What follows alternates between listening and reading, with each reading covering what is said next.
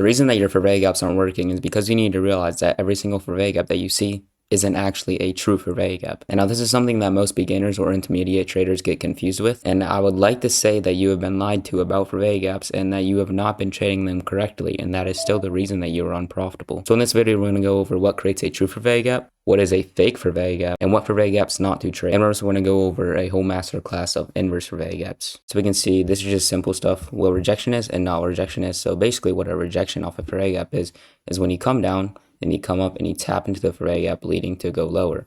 And what not rejection is when you come down, you come up and you close above the forbidden gap leading to go lower. And now typically you want to hit the CE of this forbidden gap. That is what creates the best rejection of a forbidden gap. And if you don't know what CE is, it is the 50% of this forbidden gap. It is a 50% of a forbidden gap, so the exact middle of it. So the best rejection we would like to see is we come down, we come up, and we tap the middle of this leading to go lower. And yeah, once again, not good forbidden gap is you come up and you close above this, maybe leading to go lower. And then again, just another simple thing. What not an inverse forbidden gap is when we come up, then we come down and we still close not below it. And then what actually an inverse forbidden gap is when we come up and then we come down and then we close below this forbidden gap leading to go lower. So once again, what not a forbidden gap is when we do not close above this forbidden gap, but what an actual one is when we close below it like that. And that is just the very beginner stuff. And now let's hop on to the real charts and showing the more advanced stuff. So we are currently on the 5-minute chart, and do you see this forbidden gap here? Would you use this as a rejection zone? And if you say yes, then you're wrong. And you know why that is? It's because right here, so we create the forbidden gap, right? And then we come up, we come down, and we tap into it right there. We come up, we tap into it again, and yes, it already rejected off that forbidden gap. But then we come down, we come up, and then we eventually come down again. We tap into it, we come up, we tap into it, we come up, and now we're coming back down. And you may think that you would want to use that as rejection because it's just a forbidden gap. No, you wouldn't. And yes, that's okay if it taps into it just the first time. But if this thing has been tapped into multiple times and it's still not showing sign of rejection, right here, we can see once again, we tapped into it, we came up, we tapped into it again, then we come up, then we tapped into it again. That obviously is not good because it is obviously showing a not sign of a rejection zone. This forbidden gap isn't obviously still rejecting off of because it has been tapped into and it has failed to reject and go higher 3 times now. So do not use this as a rejection zone in an inverse forbidden gap setup. And the biggest mistake I see beginners use is using 3-minute and below forbidden gaps as a rejection. I would always stay on the 5-minute and above time frame to use your rejection forbidden gaps off of. And mainly I wouldn't even be on the 5-minute, but I would say just still 5-minute and above. And now this forbidden gap would still be good rejection. You can see right here, it is a untouched forbidden gap, and that is also a sign of draw on liquidity when you see an untouched forbidden gap like that. So maybe a very good setup would be like this. We come down, and we only tap into it once, and we tap the C of the forbidden gap once again, just to 50% of it. And then we come up, and then we create an inverse forbidden gap, and that would be good. And also another reason it would be good is because we see this LRR right there. You see that LRR? You want to set your take profit right there. That is also very good. And so that's basically a trend line when we see like that kind of pattern right there where we have, just a kind of diagonal or just slice, I guess, kind of down like that. You want to have the top of this, you would want to use that as your draw on liquidity, your take profit. So that is also very good for an inverse forbidden gap setup.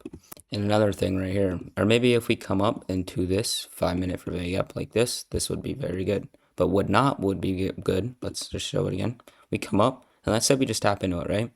And then let's say we come down again. And then let's say we tap into it again. And then we come down again, and then we tap into it. And then we come down like this, inverse forbidden gap. Tell me, would you take this inverse forbidden gap setup? Let's say your, well, the draw on liquidity is right there, or your take profit is like right there. And your stop loss is like right there. Would you take that? If you said yes, then you are wrong. You know why? Because we already tapped into it 3 times now, and it is obviously showing a not sign of good rejection. This forbidden gap isn't obviously showing good sign of rejection because it has been tapped into multiple times. When we tap into it, it's obviously showing signs. Once again, it's not a rejection zone. It is not a rejection forbidden gap, so do not take it. And now, would you take this setup though?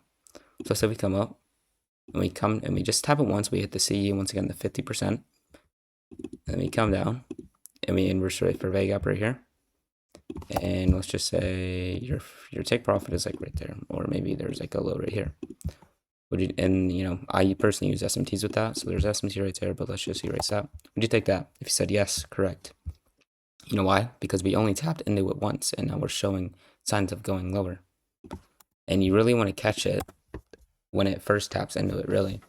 So my personal strategy that I'm not going to share in this video, those are my other videos, but it's just you come up, you tap the Fourier gap, and then you create an IFPG like that. You also have an SMT like that, and then OT zone, something like that with a Fibonacci, but we didn't tap into that on this setup. So now you know what a good Fourier gap looks like off rejection and what a not Fourier gap is and the fake ones that are trapping you. And now we're going over the IFPG masterclass right here.